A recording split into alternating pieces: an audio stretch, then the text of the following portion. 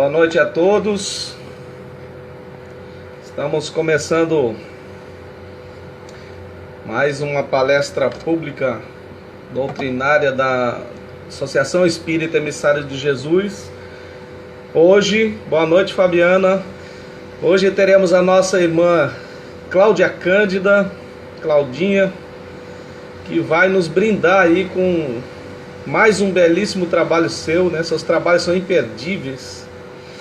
E vai falar pra gente hoje sobre pedir e obtereis, tá? Então nós vamos fazer uma prece inicial e logo em seguida nós já vamos passar a palavra à nossa irmã Claudinha. Vamos ver aqui a nossa irmã que está...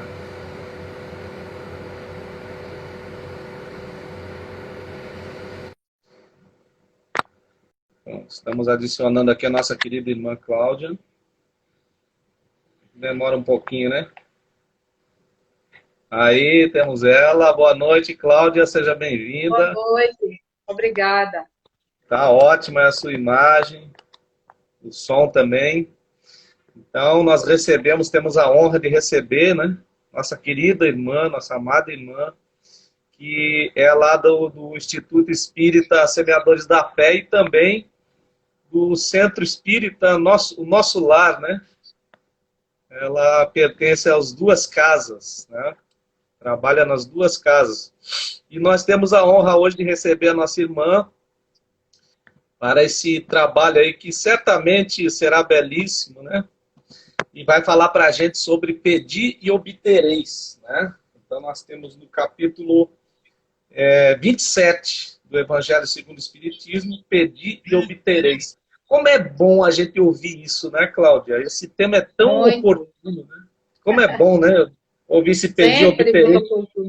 É porque, principalmente hoje em dia, né, que a gente está vivendo essa pandemia, esse isolamento social aí, né?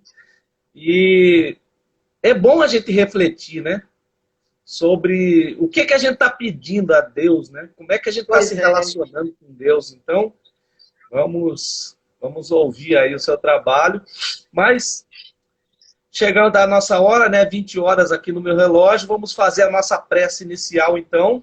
E logo em seguida passar a palavra à nossa querida irmã, para a gente não tomar tempo dela, porque o Instagram ele nos dá só 60 minutos, né? Quando chega no 59 ali, ele já quer cortar a gente, né? Mas vamos lá então, vamos elevar nossos pensamentos ao alto. Eu vou pedir a todos agora que a gente consiga se concentrar conjuntamente, né? Num pensamento só para orar. Oremos.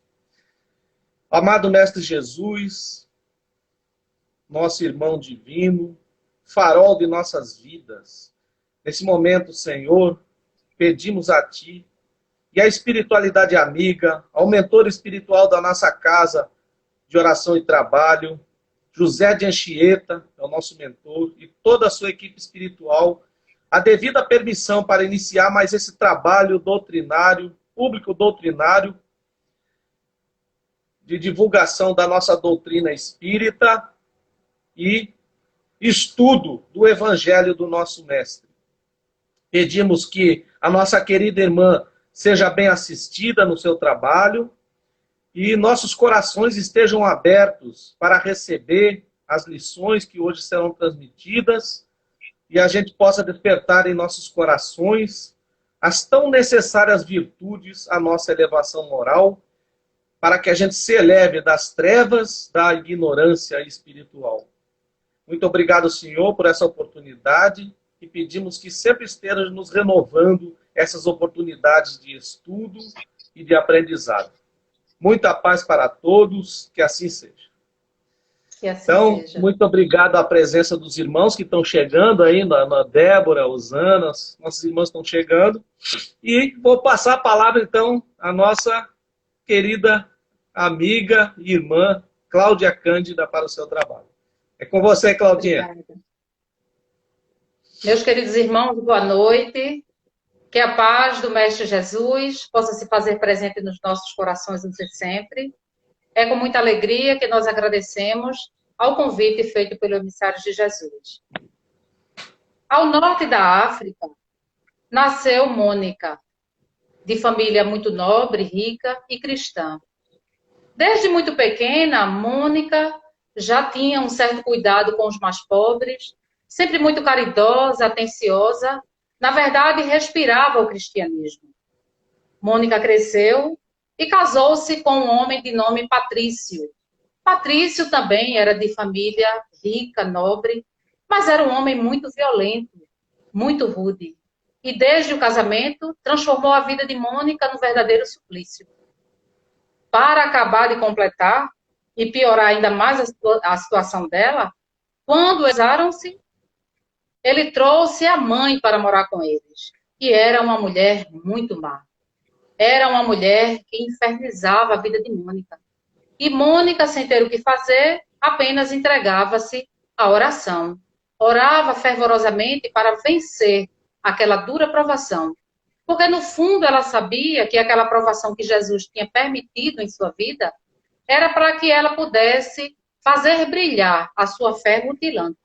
Então, ela sempre permanecia orando e orando. Ela teve 3 filhos. Agostinho, Perpétua e Navígio. Mas ela tornou-se célebre por conta de um deles, o mais velho, de nome Agostinho. E Agostinho foi uma criança que lhe deu sempre muito trabalho. Ele vivia metido em confusões, tendo até se envolvido em furtos. E Mônica, mais uma vez, sem ter alternativa, entregava-se apenas à oração, pedindo para que um dia o filho pudesse libertar-se daquele mal, pedindo para que um dia ele pudesse entregar-se também ao cristianismo, assim como ela. O filho, quando adolescente, o Agostinho, ele abraçou uma doutrina chamada maniqueísmo. E o maniqueísmo era muito disseminado no Império Romano. E essa doutrina, de certa forma, deu a ele uma vida bem regular. Nesse íntere, morre Patrício, o marido de Mônica. E aí Mônica agora se vê na responsabilidade de sozinha criar e educar os 3 filhos. Mais que isso, além dos filhos, ela também havia ficado com a responsabilidade de tomar conta da sogra, aquela mulher terrível, aquela mulher que tornou a sua vida um calvário. Mas ela, como sendo cristã, muito bondosa, caridosa, cumpriu com a sua obrigação. Tratou aquela mulher como se fosse a sua verdadeira mãe, até o dia em que ela também desencarnou. E Agostinho, desde muito cedo, um jovem ainda, ele apresentava dotes intelectuais muito fortes, era um menino muito inteligente, um rapaz muito inteligente. E por isso ele foi para a Itália, porque lá estudaria, se especializaria, e depois de alguns anos na Itália, ele retorna para sua cidade natal e agora retorna na condição de mestre. Era um grande mestre da retórica, da lógica, da oratória. E quando Agostinho retorna à sua cidade natal, acontece da cidade estar recebendo a visita de um grande apóstolo do cristianismo. O nome desse apóstolo era Ambrósio. E Ambrósio, quando fazia suas pregações, ele conseguia incendiar todos os corações com seu verbo. Mesmo as pessoas que não eram cristãs ficavam completamente envolvidas, fascinadas, quando escutavam ele falando. Nesse mesmo período da chegada de Ambrósio na cidade, Agostinho conhece uma moça, envolve-se com ela, tem um filho, só que ele não assume nem a moça e nem assume o filho. E Mônica, mais uma vez, demonstra toda a sua preocupação com o filho. O filho não tinha responsabilidade. O filho criava muitos problemas, mesmo depois de adulto. E, mais uma vez, ela orava fervorosamente porque ela nunca perdeu a esperança da sua mudança. E toda vez que ela tinha oportunidade, ela falava para o filho sobre Jesus. Aconteceu de certo dia, ele tomar conhecimento da permanência de Ambrósio lá na cidade. E aí ele se interessou por conhecê-lo. Afinal de contas, ele era um grande mestre da oratória e soube que Ambrósio também era um grande orador. Então, resolveu ir assistir a uma de suas pregações. e quando chega para assistir a pregação, ele fica completamente fascinado. O oponente, ele o tinha como oponente, era alguém que merecia ser imitado. Era, de fato, um grande orador. Ele ficou impressionado. E, a partir de então, começaram a encontrar-se com certa frequência, Ambrósio e Agostinho. Os dois para discutirem as bases de suas doutrinas. Agostinho defendendo o maniqueísmo. Ambrósio defendendo o cristianismo. Conta-se que, certa feita, Agostinho teria acordado muito perturbado, muito confuso, porque ele havia escutado a voz de um menino que lhe dizia: vai até a catedral, e lá chegando, aceita tudo aquilo que te for apresentado, porque hoje é o teu grande dia. E aí Ambrósio, sem dúvidas, resolveu seguir aquela voz e foi até a catedral. Naquela época, os evangelhos eram escritos em pergaminhos, e para que as pessoas pudessem estudá-los, abriam-nos aleatoriamente e faziam a leitura. E quando Agostinho chega na catedral, Ambrósio estava justamente puxando o primeiro pergaminho para fazer a leitura. E quando ele abre o pergaminho que começa a leitura, cai na lição em que Jesus diz assim: aquele que não abandonar tudo por mim, tomando de sua cruz e seguindo-me, não é digno de mim. E Agostinho ficou completamente impactado. Porque ele disse: será possível uma proposta dessa? Como se pode abandonar a tudo, tomar a cruz e acompanhar alguém que nem se conhece? Porque até então Jesus, para Agostinho, era um desconhecido. Então, Agostinho achou que aquela proposta fosse demais para a realidade da vida. Como seguir a um estranho, um desconhecido? E quando ele estava lá perdido nos seus pensamentos, eis que Ambrósio novamente puxa o segundo pergaminho, e quando ele vai realizar a leitura, cai na lição em que Jesus diz ao rapaz: segue-me. E o rapaz diz: Senhor, permite que primeiro eu vá enterrar o meu pai. E Jesus então diz ao rapaz: deixai que os mortos enterrem seus mortos, e tu vais agora e prega o reino de Deus. E novamente Agostinho ficou impressionado com aquela nova colocação que tinha ali no pergaminho, né, na leitura. Mas como? Como podia o rapaz deixar de enterrar o pai e seguir novamente aquele estranho? Porque naquela época era um grande dever dos filhos enterrarem os seus genitores, por dever, por amor, por respeito. E como ele ia deixar o pai ser enterrado por qualquer pessoa para acompanhar a Jesus? E aí, quando ele novamente estava perdido nos seus pensamentos, Ambrósio começa a realizar alguns esclarecimentos, fazendo a interpretação daquele texto. E na sua interpretação, então, ele diz que o filho, na verdade, não estava interessado em enterrar o pai, mas interessado na fortuna do pai, na herança. Era um pai muito rico. Inclusive, ele falou que aquele rapaz, há muitos anos, não procurava por aquele pai. Mas ele queria estar presente no enterro, porque para os demais presentes seria como que justificar, herdar toda aquela fortuna. E aí Ambrósio, Agostinho, ele começa então a entender o que é que Jesus queria dizer naquela passagem. E ele esboça num sorriso muito singelo, como se dissesse: agora eu estou entendendo o sentido da mensagem. E aí Agostinho começa então a compreender que os mortos, e para não ser um daquele morto, seria preciso tomar a cruz da renúncia. Seria preciso viver a vida de forma digna. Seria preciso exercitar a bondade e a caridade.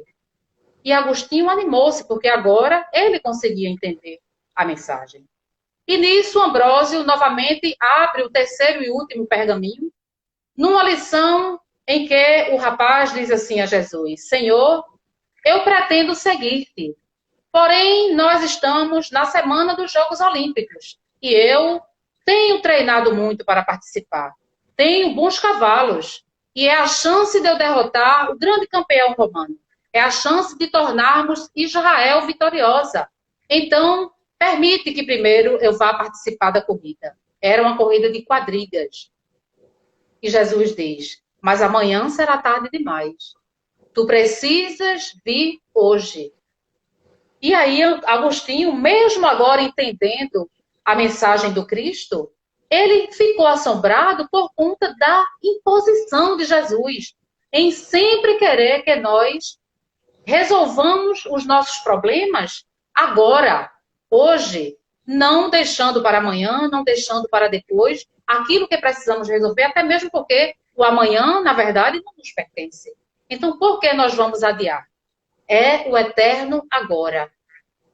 E Ambrósio, novamente fazendo aquelas interpretações, ele disse que, lamentavelmente, o rapaz fez a escolha errada. O rapaz resolveu, de fato, ir para a corrida de quadrigas. Não seguiu Jesus, como Jesus o tinha chamado. Só que, o que é que acontece? Na corrida, ele perdeu uma das rodas e, na curva, perdeu o equilíbrio, né? Sem uma das rodas, perdeu o equilíbrio, caiu, e todos os cavalos que vinham atrás passaram por cima dele, matando-o completamente despedaçado. Então, na verdade, o rapaz queria obter o reino dos céus, mas sem abrir mão do reino da terra, das coisas da terra, porque ele preferiu e escolheu ir para a corrida. Então, ele perdeu a grande oportunidade de seguir o mestre, a grandiosa oportunidade da sua vida. E nesse momento, quando o Ambrósio fala, a voz dele ecoa por toda a catedral. E nesse momento, Agostinho treme. Aquele era o momento da conversão de Agostinho.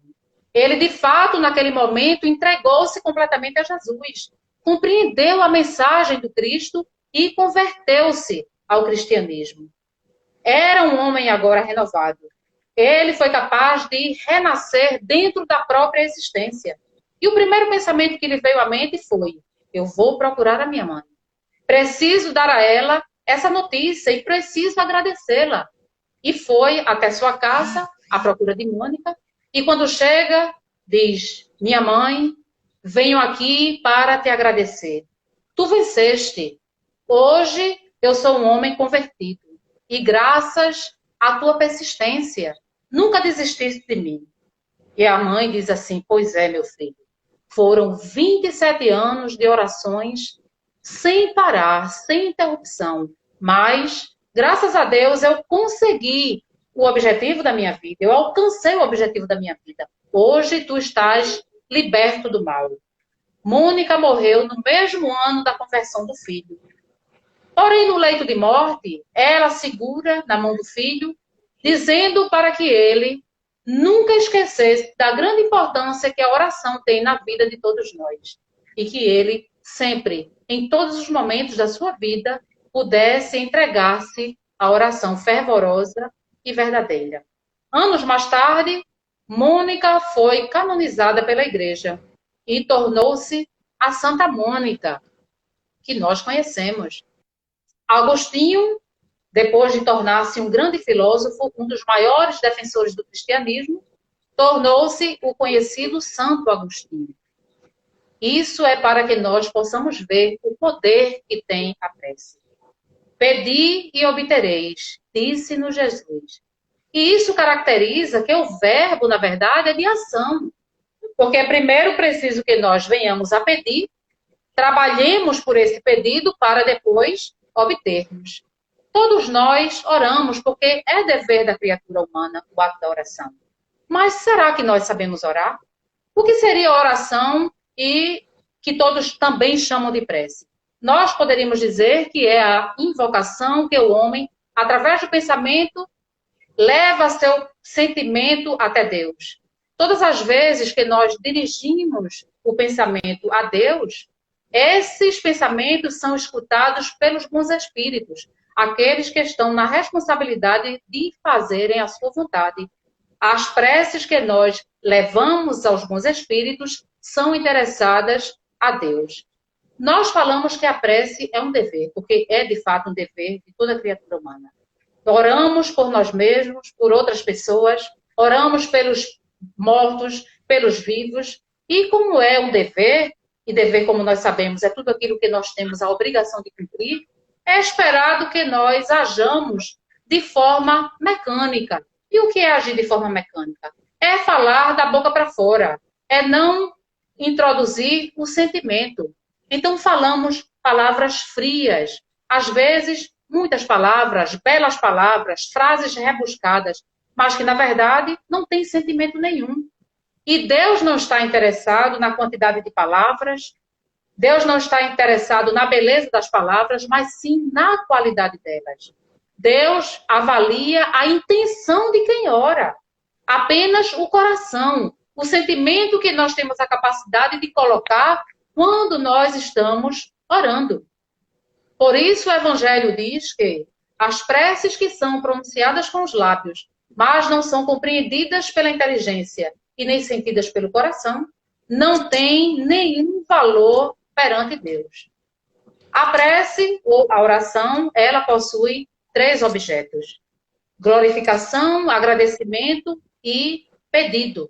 Então, através da prece, nós podemos glorificar, agradecer e pedir. O primeiro deles, glorificar, praticamente nós não fazemos. E o que é glorificar? Seria exaltar a grandiosidade do Criador. Seria exaltar Deus em toda a sua inteligência e em todo o seu poder. E praticamente quase nenhum de nós faz isso. Aí vem o segundo objeto da prece, que seria agradecer. É muito importante nós agradecermos tudo que nós temos em nossa vida. A saúde, a família, o trabalho, até mesmo a doença, as dificuldades, porque com elas nós aprendemos. Com a dificuldade nós crescemos, amadurecemos. Então, mesmo a dificuldade é para que nós possamos agradecer. E o que é que acontece? Nós praticamente não agradecemos, porque quando estamos numa maré boa, achamos que aquilo é mérito nosso. Não foi concedido por Deus. Então, por isso, nós não agradecemos. Quando estamos na pior, né, quando estamos nos momentos difíceis, aí sim, nós vamos recorrer ao alto. Sempre é assim. Na alegria, nós esquecemos Deus. Na tristeza e na angústia, nós lembramos de Deus. E o terceiro objeto da oração, que é o pedido, nesse nós somos craques. Porque nós estamos sempre pedindo. E o pior, na maioria das vezes, nós não sabemos pedir. Por que nós não sabemos pedir? Porque nós pedimos apenas aquilo que satisfaz ao nosso capricho. Quando, na verdade, nós deveríamos pedir aquilo que satisfaz a nossa necessidade, né? Então, para satisfazer o nosso capricho, nós estamos sempre pedindo, na maioria das vezes, aquilo que diz respeito às questões materiais. É uma boa casa, um bom carro, um bom emprego, às vezes até sentimental, né? Um bom companheiro, uma boa companheira. Não que isso não seja importante na nossa vida. Claro que tudo isso é importante sim, mas nós precisamos pedir de verdade saúde, paz, paciência, indulgência, capacidade de perdoar as ofensas. Nisso é que consistem os verdadeiros pedidos. Era nisso que nós deveríamos focar. Nós costumamos pedir para que Deus abrevie as nossas provas.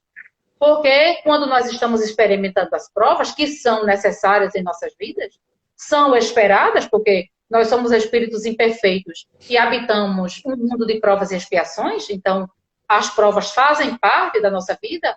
Só que quando enfrentamos a prova, né, diante da primeira dificuldade, nós nos colocamos na condição de vítimas. Julgamos estar sendo vítima da bondade divina. Então, nós incorporamos que estamos sendo castigados, punidos por Deus. De fato, não deixa de ser um castigo, só que o castigo não é de Deus, porque Deus é todo bondade. O castigo é nosso, pela nossa desobediência, pela nossa falta de atenção às leis divinas. Então, em algum momento da nossa vida, nós erramos. E agora, experimentamos as provas, as dificuldades, como forma de pagarmos, quitarmos essa dívida, né? esse débito que continua aí em aberto, até que nós possamos estar quites com a lei universal de Deus. Então, não reclamemos pelas provas. Não podemos pedir a Deus para que Ele abrevie, porque as provas elas são necessárias. Temos que pedir, sim, a Deus forças para suportar essas provas. Nós não podemos jamais esquecer que a miséria, a doença, o abandono, eles funcionam na nossa vida como verdadeiros chicotes do nosso karma, que forçam-nos a buscarmos o verdadeiro sentido ou o verdadeiro significado da vida. A flor cai para que o fruto possa nascer e ser útil. O sofrimento, muitas vezes, amadurece-nos, deixando-nos cair a flor da ilusão para dar lugar ao fruto de que nós realmente necessitamos. Então, peçamos a Deus forças morais, sempre, muitas forças morais. E Deus, com toda certeza, não vai afastar das nossas vidas o mal. Ele não vai fazer isso. Mas Ele vai permitir que os bons espíritos nos dê assistência e esses bons espíritos vão afastar de nós o mau pensamento. Porque é esse mau pensamento que faz com que nós façamos más escolhas. São esses maus pensamentos que fazem com que nós façamos o uso equivocado da nossa liberdade de escolha. Então, sendo bem assistidos, nós vamos nos sentir mais resistentes contra o mal, contra os maus pensamentos e, consequentemente, contra as más atitudes. Vamos, com toda certeza, minimizar o mal que, para nós, seria um fato se nós utilizássemos mal o nosso livre-arbítrio.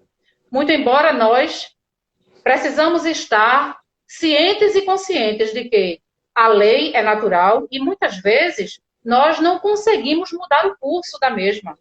Isso significa dizer que, em muitas situações, nós vamos realmente ter que enfrentar aquela situação. Não vamos conseguir mudar aquele roteiro, porque nós temos aquela dívida.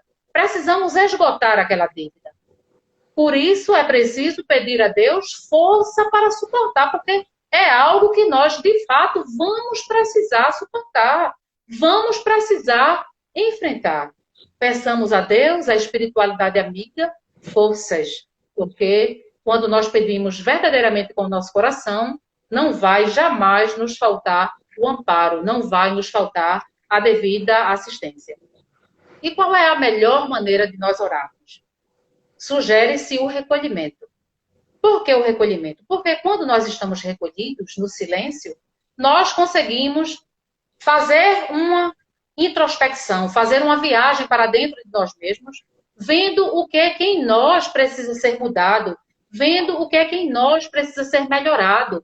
E conseguimos, com muito mais facilidade, manter essa sintonia com o alto. Claro que nem sempre nós podemos estar recolhidos. E não é por isso que vamos deixar de orar. O melhor é que nós estejamos num lugar silencioso para facilitar essa sintonia, essa elevação de pensamento. Mas se nós não estamos na condição de escolher um lugar, então a necessidade é quem vai, de fato, dizer quando é que nós devemos orar. Né? A oração, ela é uma necessidade. E nem sempre nós podemos estar de joelhos, ou deitados, ou sentados, ou concentrados. O importante é nós nos concentrarmos, elevar o nosso pensamento e rogarmos ao alto toda a assistência e toda a ajuda que nós precisamos. Não existe um horário adequado, pode ser de dia, pode ser de noite, podem ser palavras simples ou complexas, como nós falamos, porque Deus, Ele não vai se apegar a essas coisas supérfluas, à beleza, à quantidade, e sim à intensidade, sim à intenção, sim a sentimento. E qual será a prece que tem mais valor? A prece individual ou a prece coletiva? Como nós falamos que prece ou oração é elevação de pensamento, nós vamos deduzir que a prece coletiva, ela surta um efeito muito maior. Será? Será que se tivermos um grande grupo orando, nós vamos ter um efeito mais poderoso do que 2 pessoas orando? Depende. Depende, porque se nós temos um grupo de 50 pessoas, mas essas 50 pessoas se isolam de forma egoísta, cada um pensando no seu próprio problema, então essa prece de 50 egoístas vai ter muito menos valor do que a prece de 2 humildes que estejam associados no pensamento e pedindo com fervor, pedindo com sinceridade, se entregando naquele momento. A prece coletiva ela vai surtir um efeito muito grande e muito poderoso, logicamente, se todos conseguirem comungar de um mesmo pensamento. E isso nós sabemos ser muito difícil, né? Nós reunirmos um grande grupo para buscar um único objetivo. Mas a finalidade da prece, tanto individual como coletiva, é essa. É reunir a maior quantidade de pensamentos possíveis, porque quanto mais pessoas concentradas, quanto mais pessoas intercedendo, logicamente, maior será o resultado obtido.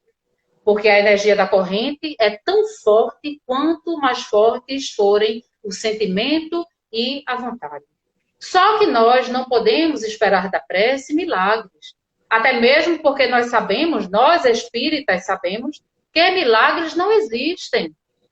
Divaldo Pereira Franco costuma dizer que aquilo que nós chamamos de milagre é, na verdade, algo que nós ainda não conhecemos, ainda não dominamos. Foge do nosso entendimento. E aí, por fugir do nosso entendimento, nós atribuímos como sendo um milagre. Mas o milagre seria dizer que algo sobrenatural acontece. E nós sabemos que a lei, toda a lei que rege o universo, ela é natural. Então, todos os acontecimentos são naturais. Não existe a sobrenaturalidade. Por isso é que milagres, eles não existem. É preciso que nós estejamos conscientes de fazermos sempre a parte que nos cabe. Quando nós oramos, não basta pedir para receber. É preciso fazer a parte que cabe. Porque, por exemplo, se eu estou muito doente, se eu tenho a saúde muito debilitada, então eu resolvo orar a Deus, pedir a Deus por muita saúde, mas eu não faço a minha parte, eu não vou conquistar ou retomar a minha saúde, não tem como. É preciso sim que eu ore a Deus pedindo para que Ele me restitua a saúde, mas é preciso também que eu procure o médico, é preciso que eu tome a medicação correta, é preciso que eu siga as orientações fazendo uma dieta, é preciso que eu faça a minha parte. Porque nós falamos no início que o verbo é de ação. Então é preciso que nós trabalhemos. É preciso que nós primeiro venhamos a dar o primeiro passo. É pedir, trabalhar para ser merecedor do pedido e só então depois receber. A mesma coisa dá-se com aquele que está sem trabalhar. O desempregado, ele está desempregado, mas ele fica em casa, pedindo a Deus para que caia um emprego do céu. Não vai cair, não é, Elias? Não vai cair. Verdade. Ajuda-te que o céu te ajudará, né? Oi? Ajuda-te que o céu te ajudará. Né? Pois é, porque do céu só cai chuva no inverno, porque no verão nem chuva cai. Então, não adianta eu pedir um emprego e ficar sem distribuir um currículo, sem fazer contatos novos, sem cair para procurar uma agência de emprego. É preciso que eu faça a minha parte, se eu quiser ter uma resposta positiva, né? Isso significa o pedir e obtereis. Pede, faz a tua parte, que Deus, com toda certeza, vai fazer a parte que cabe a Ele. Nós estamos aqui na Terra para trabalhar, não podemos esquecer disso. Os bons espíritos, Deus, Jesus, Maria Santíssima, não são entidades que estão à nossa disposição. Ou seja, não é chegar, pedir e ter. Não é achar que na hora que nós chamarmos, eles estarão ao nosso lado atendendo o nosso pedido. Não é assim. Não é assim que a coisa acontece. Então, por isso existe uma frase que diz assim: chamemos Deus para estar conosco no verão de nossas vidas. Porque no inverno pode ser que nós o chamemos e ele não possa vir. E, de fato, é isso, né? O que é o verão das nossas vidas? É o momento de alegria. Nós não costumamos chamar Deus para os nossos momentos de alegria, porque quando estamos alegres, quando estamos satisfeitos, nem lembramos que Deus existe.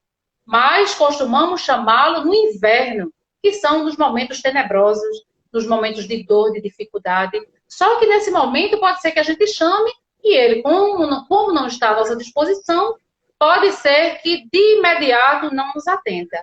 Mas não nos atende não é porque ele quer nos castigar. Ele não nos atende porque, naquele momento, nós não somos merecedores ainda de obtermos aquela resposta. Quando chegar o momento certo, com toda certeza nós vamos receber. É preciso nós sempre acreditarmos na bondade divina. Porque se nós acreditamos que Deus é amor, que Deus é bondade e que Deus é justiça, então isso nos leva a concluir que tudo que Ele faz na nossa vida é bom. Mesmo que aos nossos olhos nós não consigamos entender determinados acontecimentos. Tudo que Deus faz na nossa vida é muito bom. Conta-se que num reino muito distante existia um rei e esse rei não acreditava na bondade de Deus. Porém, este rei tinha um servo. E esse servo, ao contrário, ele sempre acreditava muito na bondade do Criador. E em todas as circunstâncias ele costumava dizer: meu rei, não desanime, porque tudo que Deus faz é muito bom em nossas vidas.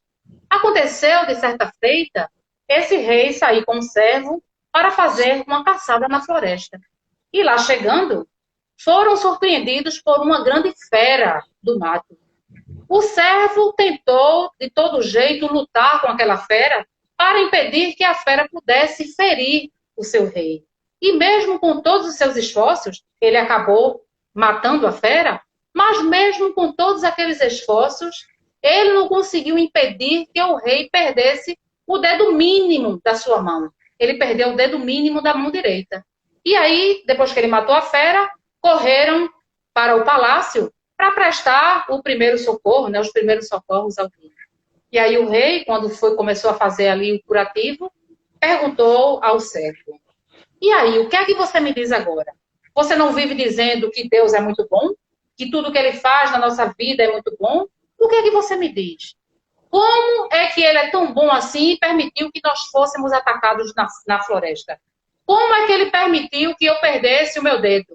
E o servo, calmamente, olhou para o rei e disse: meu rei, de fato eu não sei explicar o que aconteceu, mas somente posso lhe dizer, com toda certeza, que tudo que Deus faz é muito bom. E que mesmo isso ter acontecido, o Senhor ter perdido o dedo da sua mão, foi melhor para o Senhor. E o rei ficou indignado com aquela resposta. Ele não conseguia compreender como perder o dedo poderia ser uma coisa boa. Então, muito irritado, ele ordenou para que o servo fosse preso no calabouço, na cela mais fétida e mais escura que houvesse. E o servo ficou lá por muito tempo. Passaram-se alguns meses. O servo continuou preso. O rei, nesse período, recuperou-se e achou de realizar uma nova caçada. Então ele foi sozinho para a floresta. E lá chegando, novamente teve uma surpresa. Só que ao invés de se deparar com uma outra fera, ele deparou-se com uma tribo de índios que costumavam pegar as vítimas para sacrificar. Eles ofereciam as vítimas em sacrifício aos seus deuses. E aí pegaram o rei. Levaram o rei para o ritual, amarraram o rei, e quando iam começar o ritual, que iam queimar o rei vivo para oferecer aos deuses, o sacerdote indígena que estava fazendo a investigação, observando, né, toda a vítima, ele notou que o rei não tinha um dos dedos. E aí ele disse: parem o ritual. Este homem não pode ser sacrificado. Ele não serve para o nosso sacrifício. Porque o sacrifício determina que a vítima tem que ser perfeita. E esse homem não é perfeito. Ele falta um dedo. Então ele não vai servir para nós. E por isso libertaram o rei. E o rei foi todo animado, correndo de volta para o palácio. Quando chega no palácio, imediatamente ele ordena para que soltem o servo. E quando o servo chega à sua presença, ele diz: meu grande amigo, agora era amigo, né? Mas deixou o coitado meses lá no calabouço. Você já deve ter tomado conhecimento do que aconteceu comigo. Fui para uma caçada e fui liberto justamente porque não tinha um dos dedos na mão. De fato, Deus hoje foi muito bom comigo. Porém, eu trago em meu coração uma grande dúvida. Como é que Deus, sendo tão bom assim, como você diz que Ele é, permitiu que você passasse todos esses meses preso naquele calabouço? Logo você, que tanto defendeu e tanto defende? E o servo, mais uma vez sorrindo, disse: meu rei, tudo que Deus faz é muito bom. E eu ter permanecido preso naquele calabouço foi o melhor para mim. Por quê? Se eu não estivesse preso, eu estaria contigo nesta caçada. E como a mim não falta nenhum dedo, eu seria sacrificado em teu lugar. Então, meus queridos amigos, isso é para que nós possamos enxergar o quanto a bondade divina é grandiosa. E que tudo que Deus faz, de fato, é bom para nós. Às vezes nós não entendemos, né, determinados acontecimentos. Às vezes nós ficamos angustiados porque a resposta ela não chega com a velocidade que nós queremos. Nós somos imediatistas, né? E queremos respostas rápidas.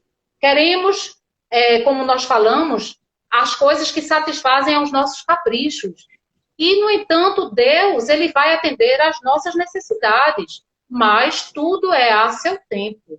Então, o fato de eu pedir algo a Deus agora não significa dizer que ele vai me mandar imediatamente, mas não significa que ele não tenha escutado e que ele não vai atender, ele vai atender sim.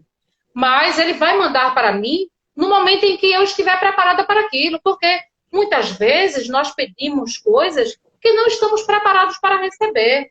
Julgamos estar, mas não estamos ainda. E Deus, como sabe de tudo, ele só vai nos mandar as coisas no momento correto, no tempo certo. E por isso, o livro, o Evangelho segundo o Espiritismo, ele diz: concedido vos será o que quer que pedirdes pela prece. Tudo vai nos ser concedido, porém, no momento correto. Não nos angustiemos. Certa feita, um homem pediu a Deus uma flor e uma borboleta. E aí Deus resolveu mandar para ele, dentro de uma caixa, uma lagarta e um cactus. E quando o homem abriu a caixa, que se deparou com a lagarta e com um cacto, ele ficou a perguntar: ora, mas não foi isso que eu pedi? Bom, mas na verdade são tantos pedidos que Deus deve ter feito confusão, se confundido na hora da entrega dos presentes. E aí ele resolveu não questionar mais, deixou a caixinha lá no abandono, e depois que passaram-se alguns dias, ele resolveu novamente ir até a caixinha e abrir a caixa. E ele pôde verificar que o feio e espinhoso cacto havia se transformado numa bela flor. Aquela larva, a lagarta, havia se transformado numa belíssima borboleta. Isso para nos mostrar que tudo que Deus faz e a maneira com que Ele faz é sempre a correta, é sempre a melhor. Por isso que nós devemos descansar no amor sem limites do Criador. Nós precisamos não perder a nossa confiança, a nossa fé e nos angustiar. Temos que aprender a pedir sempre o que nós precisamos e não aquilo que nós desejamos.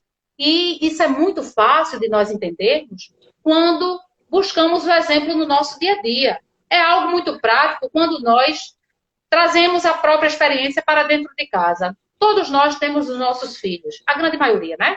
Existem aqueles que ainda não têm filhos, que terão ainda. Mas para aquele que já tem filhos, nós sabemos que os nossos filhos, eles pedem muito. E eles vão pedir coisas que eles são merecedores, coisas que são necessárias, mas também coisas que não são necessárias, né? E aí, nós vamos atender a todos os pedidos dos nossos filhos? O simples fato deles estarem pedindo significa dizer que nós vamos dar de mão beijada, nós vamos entregar aquilo que eles pedem? Claro que não, né? Os nossos filhos não têm maturidade espiritual para saberem, muitas vezes, o que estão pedindo, mas nós já temos. Nós já sabemos o que é bom e o que é ruim para eles. E só vamos dar a eles, claro, aquilo que for bom. Agora, se nós, que somos espíritos imperfeitos, somos espíritos em via de aprendizado, já sabemos selecionar e dar o melhor para os nossos filhos, imaginemos Deus. Como é que Deus vai nos presentear com coisas ruins? Como é que Deus vai nos dar algo que nós não merecemos? Tudo que Ele manda para as nossas vidas é o melhor, é bom, é justo e nós precisamos acreditar nisso. Qual é o grande problema no que diz respeito ao momento de súplica, às orações que nós fazemos? Existem dois aspectos que dificultam essa ligação entre criatura e criador. A primeira dificuldade que nós esbarramos, quando se diz respeito à oração, a rogativas, é a incredulidade. Nós somos pessoas ainda muito incrédulas. Tanto que Jesus já dizia a Simão Pedro, né, que se nós tivéssemos a nossa fé do tamanho de um grão de mostarda, e o grão de mostarda é uma das menores sementes existentes na natureza, nós poderíamos dizer para aquela montanha que saísse daqui para ali e ela, com toda certeza, sairia. Isso para nos mostrar o tamanho do nosso poder. Mas nós somos incrédulos. Então, por sermos incrédulos, é que nós esbarramos, de certa forma, com essa dificuldade. Nós pedimos e quando não somos atendidos imediatamente, perdemos a crença, perdemos a confiança. O segundo aspecto que nós esbarramos e que é considerado também como sendo um dificultador é que nós achamos que Deus, como sabe de tudo, Ele está ciente de todas as nossas necessidades. E nossas necessidades não seria necessário nós pedirmos. Tudo bem. Concordamos que Deus, de fato, sabe de tudo que nós precisamos. Mas nós precisamos pedir, sim. Nós precisamos manter esta ligação. É preciso firmar esta relação com o Criador. E esta relação nós só firmamos quando nós elevamos o nosso pensamento, entregamos o nosso coração e falamos com Ele. E fazemos as rogativas necessárias. Então, é preciso, sim, manter esta relação com Deus, mesmo sabendo que Ele tem plena convicção e consciência das nossas necessidades. E que vai atender aos nossos pedidos quando Ele achar que é justo, quando Ele achar que é correto. Tem uma coisa que nós também queremos chamar a atenção, e isso só nos mostra o quanto realmente nós somos incrédulos, que são aqueles cadernos que nós temos nos centros espíritas, os cadernos de prece, que toda casa tem. Então, o que é que acontece? As pessoas chegam, colocam ali os seus nomes, né, no caderno de preces, fecham o caderno e deixam ali no esquecimento. O que é que acontece? Essas pessoas estão transferindo para o centro, para os trabalhadores do centro, para a espiritualidade do centro, a responsabilidade dos seus pedidos. Não que elas não possam colocar o nome. Sim, elas devem colocar o nome, para que o nome possa seguir para a vibração, para o tratamento. Vão ser, sim, muito beneficiadas. Só que a gente não tem que terceirizar isso. A gente tem, sim, que colocar o nome, mas também fazer a parte que nos cabe. Ou seja, pedir a ajuda ao centro, mas também buscar essa ajuda por si só. Fazer essa rogativa, pedir, porque nós temos tanto poder quanto os trabalhadores do centro. Porque nós temos tanto poder quanto a espiritualidade do centro. Jesus foi quem disse isso. Jesus disse, vós sois luz, que brilha a vossa luz. Ainda disse, vós sois deuses. Podereis fazer tudo isso que faço e muito mais. Então foi Jesus quem nos disse isso. Nos mostrando quanto nós somos poderosos.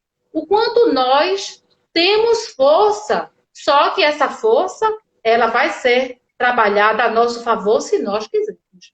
Se nós escolhermos isso, né? Se escolhermos fazer a coisa realmente correta. No Livro dos Espíritos, questão 660, Kardec pergunta ao Espírito Verdade se a prece torna melhor o homem. E a resposta do Espírito Verdade, sim. Porquanto aquele que ora com fervor, Deus dá assistência. E termina a resposta dizendo, é este um socorro que jamais recusa quando pedido com sinceridade.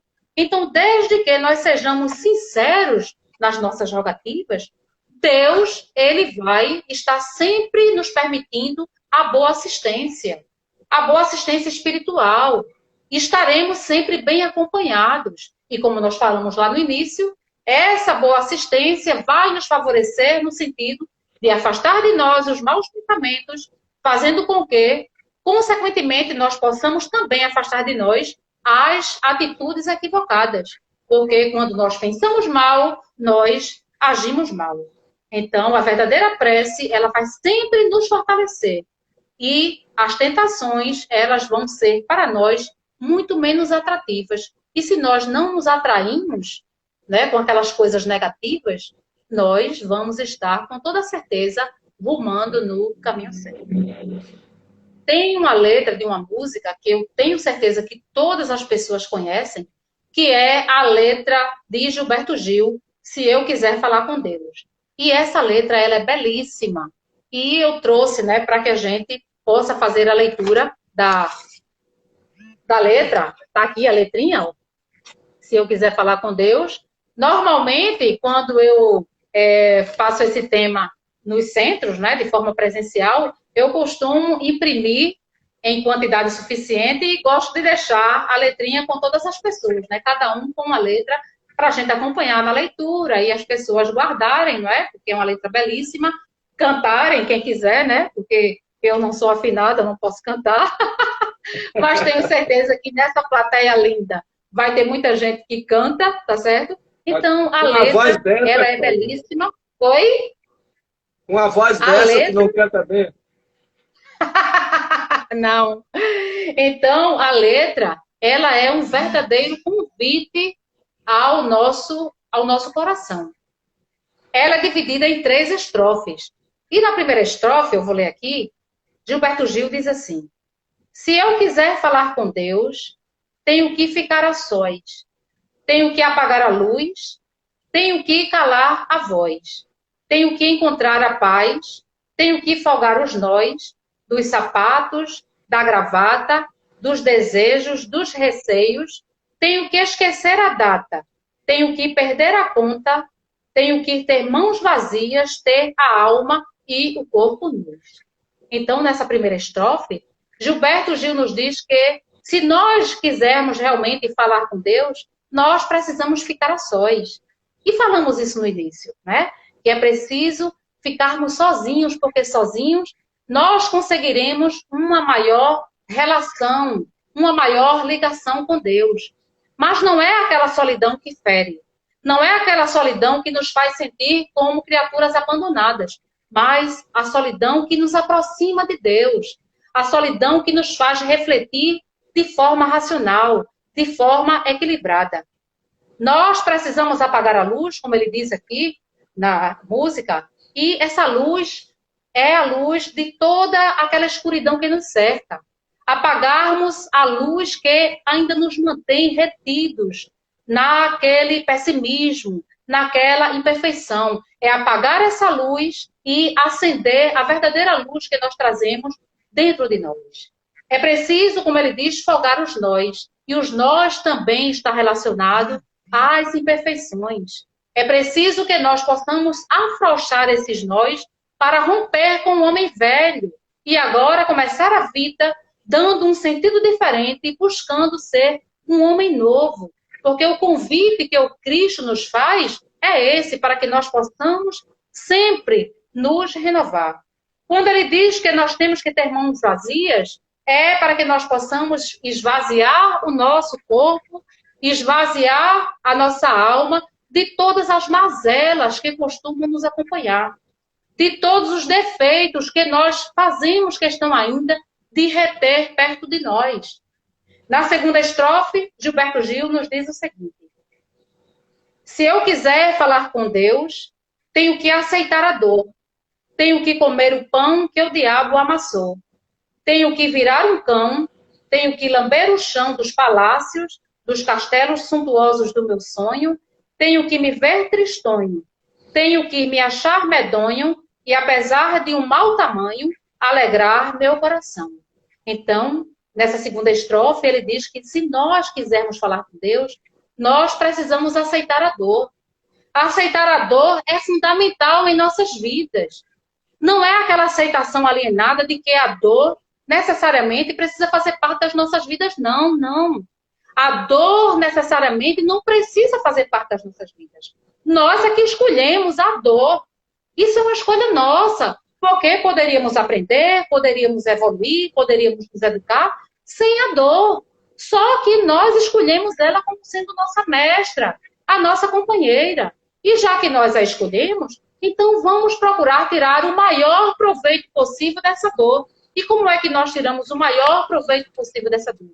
Aprendendo com ela, nos renovando, permitindo que depois que experimentarmos a dor e a dificuldade, nós possamos olhar a vida com outros olhos. Nós possamos ver a vida agora sob outras perspectivas, sob outra ondulação. Então, é preciso que nós possamos aceitar essa dor de forma muito equilibrada. E ele diz que tenho que comer o pão que o diabo amassou. Mas a lei de amor garante que ninguém come o pão que o outro diabo amassou. Mas comemos apenas o pão que as próprias inferioridades nossas nos fermentaram. Nós precisamos virar um cão, e esse cão que ele fala aqui na música diz respeito à fidelidade do cão. Então, nós precisamos ser fiéis a nós mesmos. O cão é fiel a seu dono, fiel a nós mesmos e fiel também às outras pessoas que estão ao nosso redor. E nunca nos encontrarmos tristões, e sim alegres, felizes, porque Deus é amor. E o aroma do amor, com toda certeza, é a felicidade e não a tristeza. E na terceira e última estrofe, para concluir, ele nos diz: se eu quiser falar com Deus, tenho que me aventurar, tenho que subir aos céus, sem cordas para segurar. Tenho que dizer a Deus, dar as costas, caminhar decidido pela estrada, que ao findar vai dar em nada, nada, nada do que eu possa encontrar. Então, finalmente, se nós quisermos falar com Deus, nós precisamos nos aventurar. E para nós nos aventurarmos, nós vamos precisar, com toda certeza, escalarmos para chegarmos aos céus nas cordas invisíveis da fé raciocinada. Nós precisamos dizer adeus ao homem velho, como nós falamos, para que possa agora surgir o homem novo, de novas atitudes, com escolhas corretas, aproveitando a sua liberdade de escolha.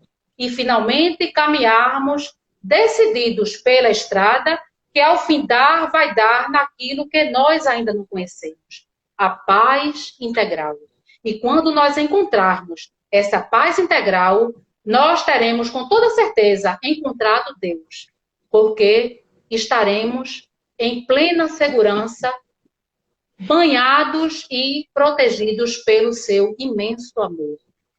Que Deus possa nos abençoar, que Jesus possa permanecer nos nossos corações. E, mais uma vez, nós agradecemos à instituição Emissários de Jesus, em especial ao nosso querido Elias, nosso amigo, pelo convite.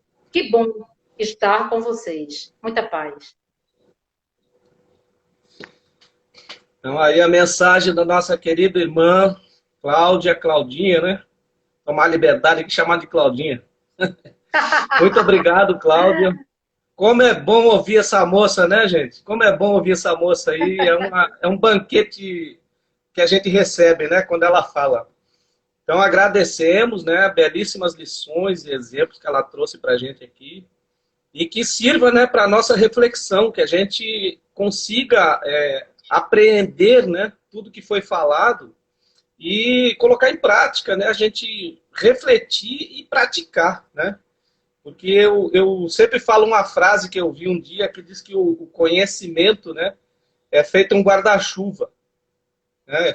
É o livro, né? É feito um guarda-chuva. Ele fechado não tem utilidade. Pois então, é, que a pois gente possa compartilhar com os nossos irmãos, né? E amar o nosso próximo e amar a Deus acima de todas as coisas, e que também sirva de reflexão para a gente pensar como anda a nossa relação com Deus e como que a gente está conversando com Deus nas nossas preces, né? Como é importante, porque é o WhatsApp de Jesus, né? Então vamos... Muito importante. Né? Chegou a nossa hora, infelizmente, né? Por mim, eu ficava escutando a Cláudia aqui até amanhã. Mas vamos encerrar, então, com a nossa prece. E pedir a todos, então, agradecer ao nosso Mestre Jesus, a espiritualidade amiga, ao mentor José de Anchieta, por mais essas bênçãos recebidas e que permaneçam conosco todos esses